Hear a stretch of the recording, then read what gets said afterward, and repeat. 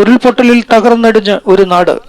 വയനാട് മുണ്ടക്കൈ ദുരന്തത്തിൽ മരണം 174.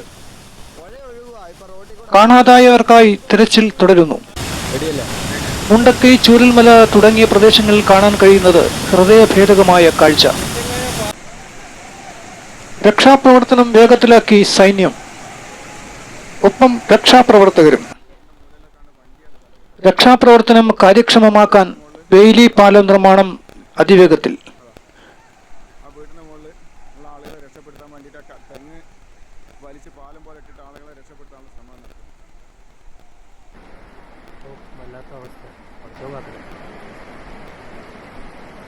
ഇത് നമ്മളെ സ്കൂളിൻ്റെ സൈഡിലുള്ള റോഡാണ്. റോഡിലൂടെയാണ് ആ വെള്ളം വരുന്നത് കേട്ടോ. ഞാനിപ്പോൾ ലാസ്റ്റ് റെസ്ക്യൂ എത്തി. ഇത് എവിടെ വരെ എത്തിയിട്ടുള്ളൂ, അതിനപ്പുറത്തേക്ക് എത്തിയിട്ടില്ല.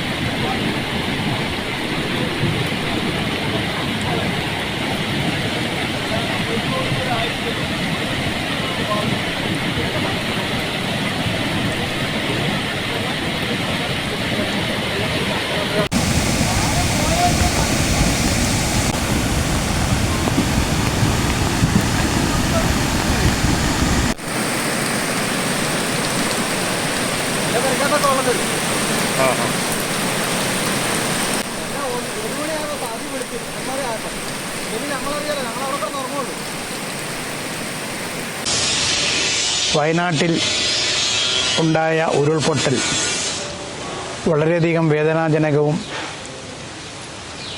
അതോടൊപ്പം തന്നെ ഞെട്ടിപ്പിക്കുന്നതുമായുള്ളതാണ്. നിരവധി വീടുകൾ ഒഴുകിപ്പോയി, നിരവധി ആൾക്കാർ മണ്ണിനടിയിൽപ്പെട്ടു. അറിഞ്ഞിടത്തോളം തന്നെ 100ഓളം പേർ മരണമടഞ്ഞിരിക്കുന്നു. സ്ത്രീകളും കുഞ്ഞുങ്ങളുമാണ് ഏറ്റവും അധികം മരണപ്പെട്ടിട്ടുള്ളത്.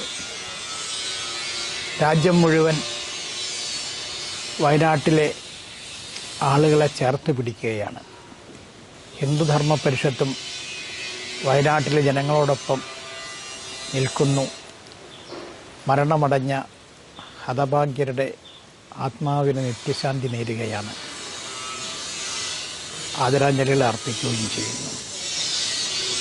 ആ കുടുംബങ്ങളെ സഹായിക്കാനും പൊതുവായി വയനാട്ടിലെ ശേഷിക്കുന്ന ആളുകളെ രക്ഷിക്കാനും അവർക്ക് വേണ്ട സഹായം എല്ലാവിധത്തിലുള്ളതും ചെയ്തു കൊടുക്കാനും സമൂഹത്തിലെ എല്ലാ വിഭാഗം ആൾക്കാരും തയ്യാറാകണം. വെറും സർക്കാരുകൾ വിചാരിച്ചാൽ മാത്രം സാധിക്കുന്നതല്ല ഈ സേവനം. എല്ലാ ആളുകളും ഒത്തൊരുമിച്ച് നമ്മുടെ നഷ്ടമാണ്, നമ്മുടെ വീട്ടിലുണ്ടായ നഷ്ടമാണ്, നമ്മളെ കുഞ്ഞുങ്ങളെപ്പോലുള്ളവരാണ് എന്നുള്ള ചിന്താഗതിയോടുകൂടി ഒരുമിച്ച് നിന്ന് മുന്നോട്ട് വന്നാൽ ഇവരെ സഹായിക്കാനും അവരെ വീണ്ടും പുനരുജ്ജീവിപ്പിക്കാനും അവരെ ഉയർത്തിക്കൊണ്ടുവരാനും നമുക്ക് സാധിക്കും. അതുകൊണ്ട് നമ്മൾ എല്ലാ വിധത്തിലുള്ള സഹായവും സർവാത്മന എല്ലാ വിഭാഗം ആൾക്കാരും മുന്നോട്ട് വരണം എന്നാണ് ഹിന്ദു ധർമ്മ പരിഷത്തിന് അഭ്യർത്ഥിക്കാനുള്ളത്.